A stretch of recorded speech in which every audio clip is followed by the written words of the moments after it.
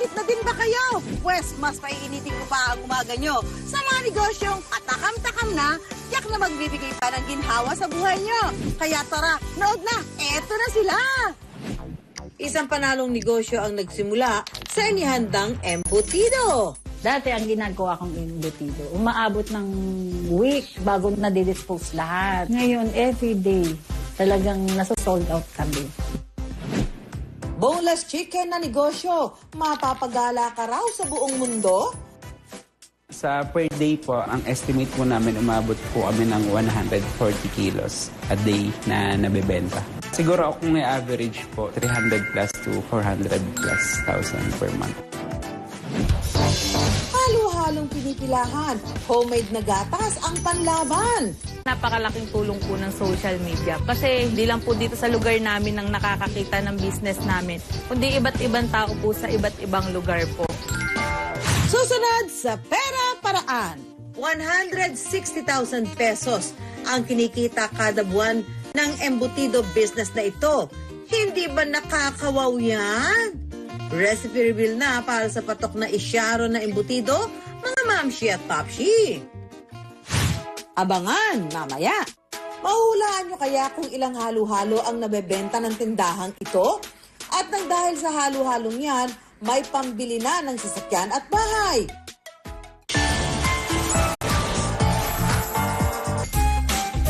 Nakita niyo yon mga mamshi at papshi? Sinong hindi makakakilala sa pagkain ito?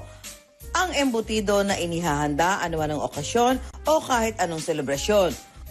Kung gaano kabilis ang paggulong ng embutido, ganun din kabilis maubos ito sa mga handaan. Okay, mga mamshi at papshi, challenge time na naman, di ba? Puzzle naman tayo in 5 seconds, di ba? May timer na naman, ha? Kailangan daw kung masagot yung mga jumbled letters o words na nasa loob ng bowl na ito. Ano to? Clue, Spanish, Filipino. Eh, alam ko na to, pwede ulit. Embutido. Okay, lumpiang Shanghai.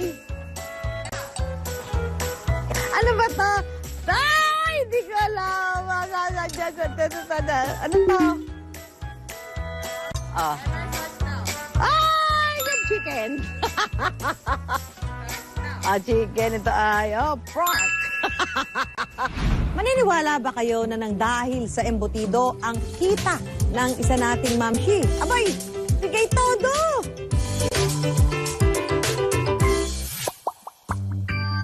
Meet Pers Viola, ang 53-year-old mamshi owner ng Mama Pers Kitchen. Ang dating simpleng may bahay, ngayon, isa ng negosyante na kumikita na ng halos 6 digits kada buwan. Lahat ng ito nang dahil lang sa embutido. How true?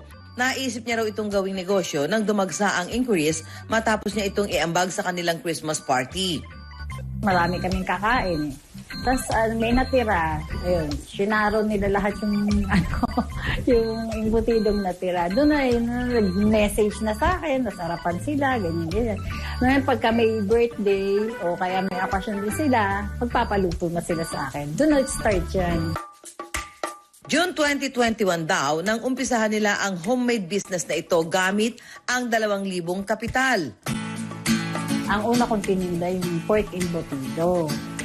Tapos naghanap pa yung iba, wala na bang ibang flavor, ganyan. Sabi ko kaya yung chicken embutido naman.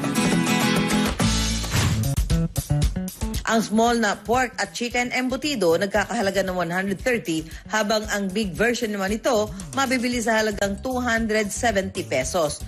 Meron na rin siyang nuggets at Shanghai na mabibili sa halagang 95 pesos. Ang bestseller daw sa kanyang mga produkto ay ang chicken embutido na kumpara sa ibang nabibiling embutido, creamy at cheesy daw. Susunod sa Pera Paraan, recipe reveal na para sa patok na isyaro na embutido, mga mamshi at papshi. Sarap siya. Tama-tama rin yung timpla at saka yung cheese lasang-lasa mo. Dati yung hinahanap ko sa embutido eh. Saka yung lasa ng chicken, masarap talaga siya.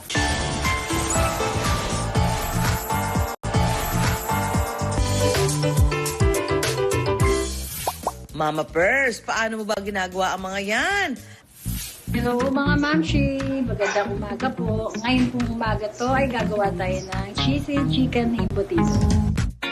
Ang mga ingredients, paghaluin ng carrots, ham, ground chicken meat at iba pang ingredients.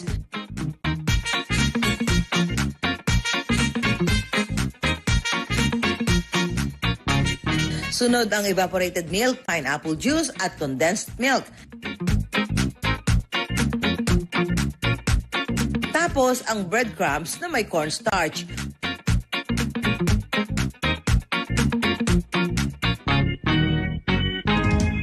Huling ilalagay ang itlog at cheese.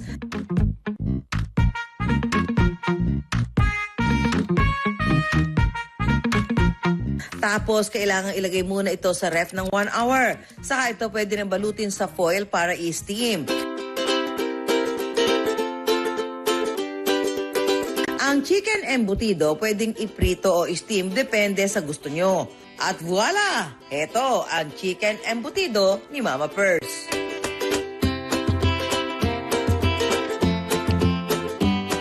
Masarap siya. Tama-tama lang yung timpla at saka yung cheese lasang-lasa mo. Hindi siya maalat. Sarap. Dati yung inaharap ko sa embutido eh. Tsaka kung yung lasa ng chicken, masarap talaga siya. Ito, natikman na natin itong embutido ba? Ba't ang laki ng... Alam mo, nakikita ko mga embutido, yung mga ganun kalaki lang eh. Ito parang jumbo size to ha. At amoy fiesta. Hindi naamoy ko lang pagka mga fiestaan eh. Tingnan na natin ang embutido na ito. Bangong! Sarap. Overall.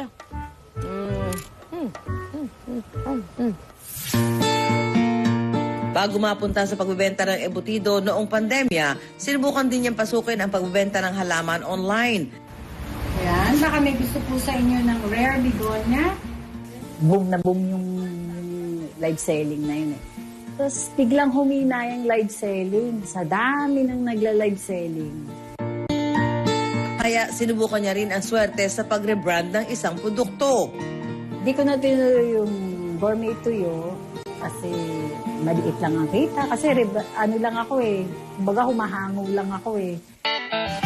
Mabilis na naging tagumpay ni Mama Pers dahil ang mga Sharonian ng embutido niya noon ang una niyang naging mga reseller. Ngayon, mayroon ng 15 Sharonians resellers si Mama Pers. Sunod-sunod yung reseller. Kasi kumukuha sila ng mga 30 pieces, mga 3 sets yun.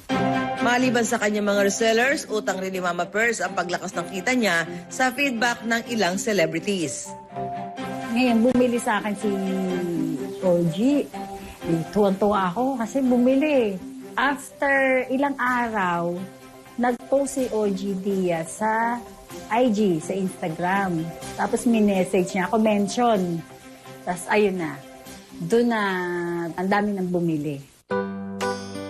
Kahit na chicken lang ang pagluto ng embutido kay Mama Pers, nahirapan naman siya sa ibang bagay. Ang pinaka-struggle ko talaga yung manpower. Tapos parang nakukulangan ako sa oras. Kasi kukunti lang kami. Everyday talaga nagluluto kami dito. Kung noon ang goal lang daw niya ay hindi mainip sa pandemya, ngayon ginagawa na niya ito para mabuhay ang pamilya. Dalaw pa ang nag-aaral ko eh. Everyday, kailangan mo syempre kumain. May mga needs yung mga bata. Yung pinaka-ano ko kasi yung youngest ko. So yung mag-doktor. Basta ang nag-push sa akin talaga yung mga anak ko. Sa kanila ako humuhugot. Kahit pagod na pagod ka, iniisip mo talaga na kailangan nila. Lahat ng ito ginagawa raw ni Mama Pers sa kabila ng iniindang heart problem. May sakit kasi ako sa heart. Barado na yung isang ugat. Hindi ko pa alam kung ilang ang barado. Maintenance na. Ang 2,000 pisong pinuhunan ni Mama Pers, nabawi niya raw wala pang 1 linggo. At kung noon kumikita lang siya ng 8,000 to 15,000 kada araw, ngayon ang kanilang kita umaabot na ng 6 digits kada buwan. Dahil din dito, ang bahay na tinitirahan nila, hindi na lang daw renta kundi pagmamay-ari na nila. May sariling sasakyan na rin sila. Aba, the serve! Ngayon, nakadagdag na ako ng tao. Dati ang ginagawa kong embutido, umaabot ng week, 1 week, bago nadidispose lahat. Ngayon, everyday, talagang nasa-sold out kami. Ngayon, meron na akong isang refrigerator at saka isang chest freezer. Ayan, puno po silang mga products. Dahil sa Mama First Kitchen, na nasusuportahan ko na yung sa gamot ko, yung mga anak ko, nabibigay ko na yung mga needs. Ngayon, masayang-masaya ako. Nakakapag-save na ako para sa future ng anak ko. Maliban pa rito, nakapagbukas na rin sila ng isang branch sa Pampanga na pinapalakad naman ng anak niya. Masaya si Mama Pers na nakatulong siya sa pamamagitan ng reselling, kaya naman plano niya makapag-branch out pa para mas marami pang mga mamshis ang magkaroon ng negosyo at kumita tulad niya. May advice ko lang sa mga gustong magsimula o mag-start ng business, huwag mawawalan ng pag-asa, sipag at tiyaga at may pananalig sa taas. Minsan ang ideya para sa isang negosyo, hindi mo namamalayan. Nasa inyong mga kamay na pala. Kailangan lang subukan at pakipagsapalaran. Kaya esep-esep lang, mga mamshi at papshi. Baka ang inyong ideya o kakayanan ay pwede palang pagkakitaan. Up next, saang lugar tayo dadalhin ng boneless chicken ng mga ito? Kilalanin ng magkakapatid sa likod nito.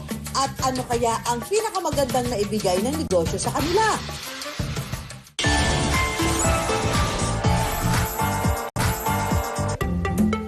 Ang mga manok na may flavor na imported, papatok kaya sa panlasang Pinoy?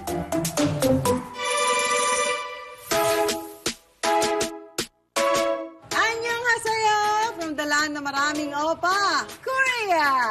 Ciao! Hindi pwede ang matamis na Pinoy style spaghetti dito. Italy! Hello! Gusto mo ba ng pancake? Maraming maple syrup dito. Canada! Kung hindi mo pa makita ang forever mo, baka nasa AFAM na ang swerte mo. USA! Walang budget pang out of the country, mga mamsi at papsi. I got you. Dahil para ka na rin daw nakapag around the world sa mala United Nations na flavors ng mga manok sa tindahang ito. Dito lang yan sa monumento. Meron sila mga flavor na hinango ang lasa sa mga bansang Korea, China, Italy, Ireland, Mexico, Canada, Russia, pati na rin sa mga lugar sa USA na Nashville at New England. O diba? Ang lakas maka-jet setter. Medyo may anghang siya, saka pero masarap yung chicken niya, masarap yung pagkaluto. Para siyang may lasang taco, gano'n. Na may cheese, gano'n. Sarap. Masarap siya, malambot, at saka kakaiba yung lasa. Nalasahan ko yung garlic niya na may cheese. Medyo may matamis. Saktong pagkatamis niya. Nagnunuot yung anghang sa dila. Ang nagdala ng mga international flavors na ito sa monumento, ang magkakapatid na sina Jigger, Mike at Levin. Mahilig kami sa chicken ng mga kapatid ko. Tapos, napansin namin yung mga current na boneless chicken dito sa paligid. Parang pare-pareho yung flavor nila. Gusto rin namin mag-travel ng iba't ibang bansa. So, naisip namin na ba't di natin itry na parang dali na natin dito sa Pinas yung kung ano yung na-offer ng ibang bansa. Bago nila nabuo ang flavors na mayroon sila ngayon, panahon at effort daw ang ginugol nila rito. Yung research po talaga, doon po kami natagalan. Siguro inabot kami mga 4 months. Kasi po, gusto namin maano yung parang anong ingredient ba yung, anong tatak ng ingredient ba yung the best. Iba't ibang brand pa yung itatry namin para lang makuha ano yung parang most na cost-effective para sa sauce na yun. At syempre, magastos din daw talaga ang parting ito ng negosyo. Siguro po, mahigit $500,000. Try po talaga kami ng try nun kasi po, para sa akin yung first impression ng business mo is very crucial.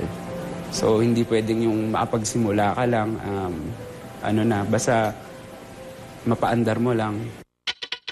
Kaya naman ang resulta, bawing-bawi dahil ang kanilang manok dinudumog. Curious lang din ako doon sa vlog na nakita ko. Kasi nakita ko sa TikTok, sobrang trending. Kasi yun, try natin kung masarap talaga.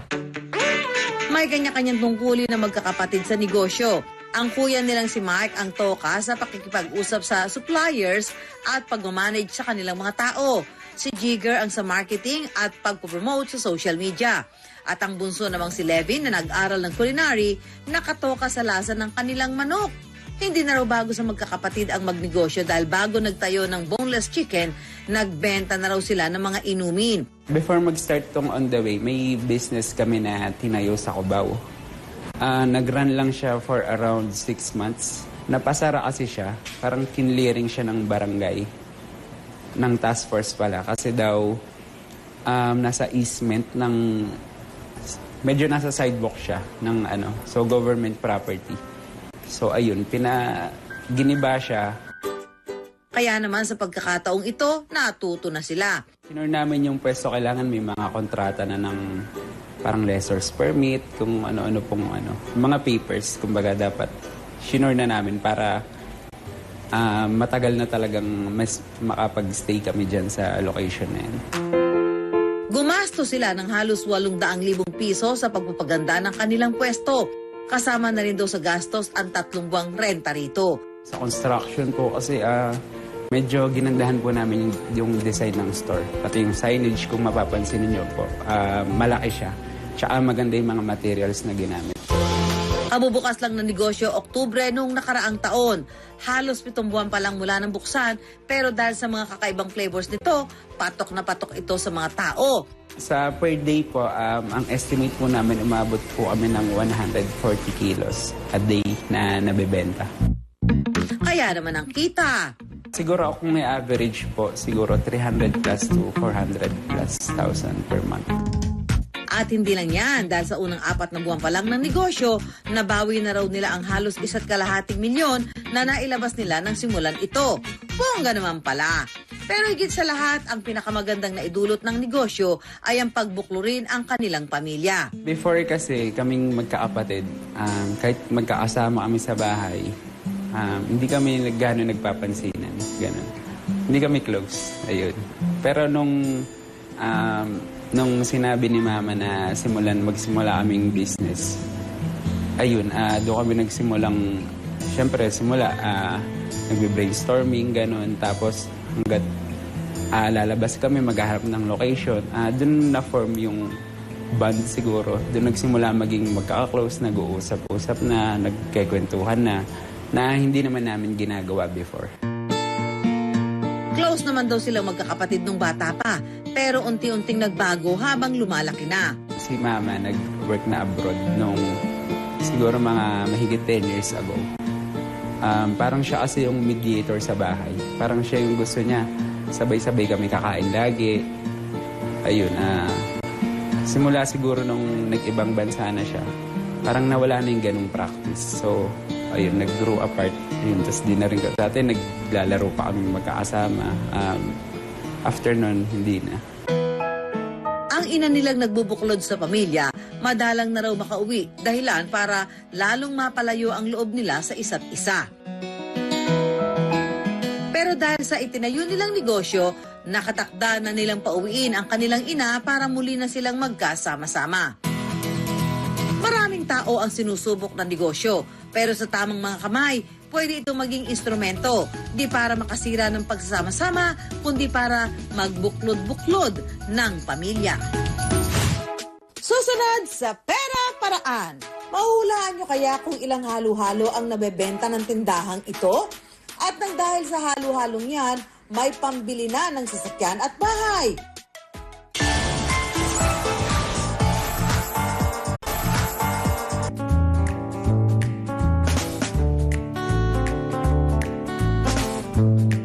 Ma'am, si Susan, kalabasa ka ba? Bakit? Lagkitan ka kasi eh. Ouch.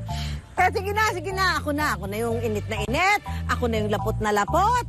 Diba? Ay, sino ba naman ang hindi naiinitan sa panahon ngayon, ha? Aber! Sino ang hindi? Aber! Init ulo yarn, Ma'am si Susan. Sagot na namin ang pampawi ng init ng ulo mo. Ihalo-halo na yan!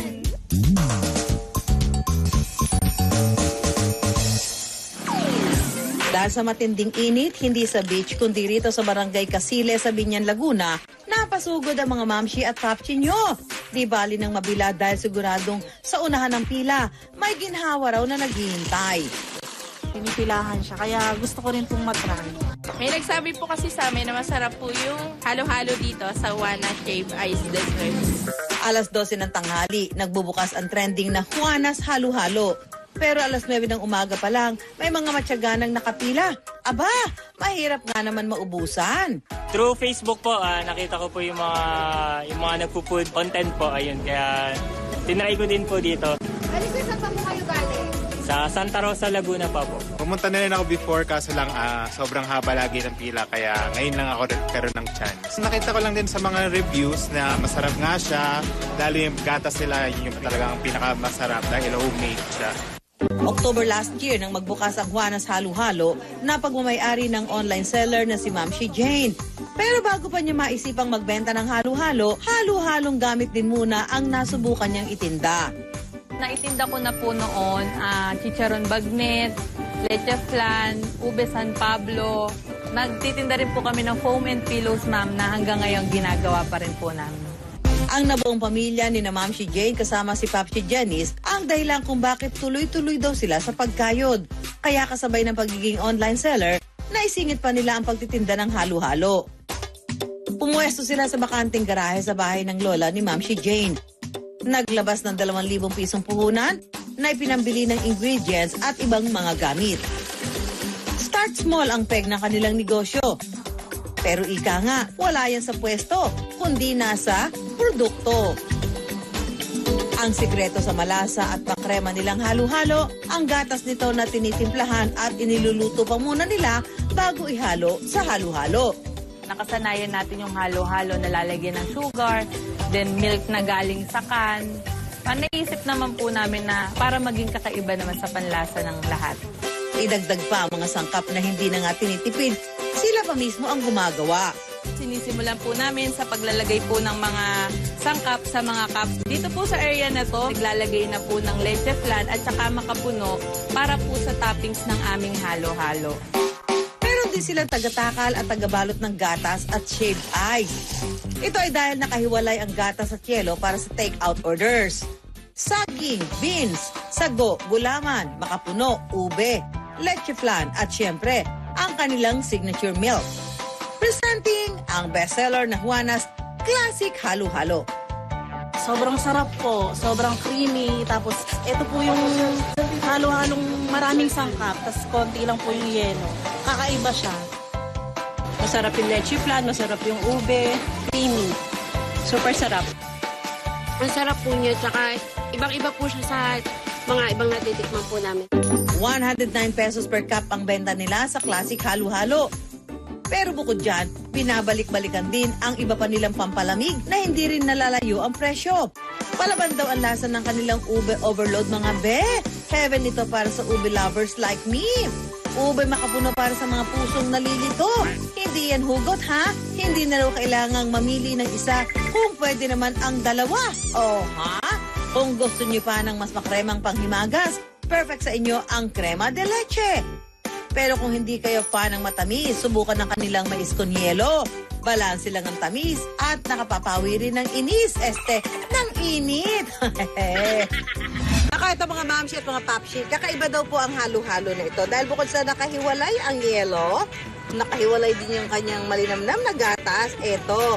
Kayo maglalagay ng yelo at nung gatas. Kaya panigurado hindi kayo madadaya sa laman. Kita nyo, oh, halos kalahati na yung laman nito. Oh. Panigurado tayo, ano to? Blockbuster na halo-halo. Yan, okay na yan. Yan, tapos lagyan na ng halo-halo ng gatas. Wow. Ayun, dami na. Tikman na natin. Ang halo-halo ito na pinagmamalaki from Binyan, Laguna. Creamy. Masarap ito. At yun nga, tamang-tama talaga, hindi ka lugi dito dahil ikaw yung maglalagay ng yelo. So makikita mo talaga kung gaano karami yung ilalagay na panlaman sa halo-halo. Ay, so this is a good idea. Good. This is good.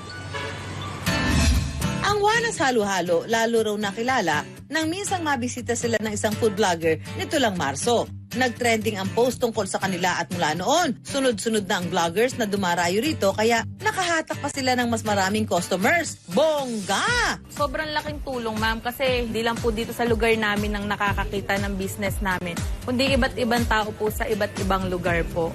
Kaya napakalaking tulong po ng social media.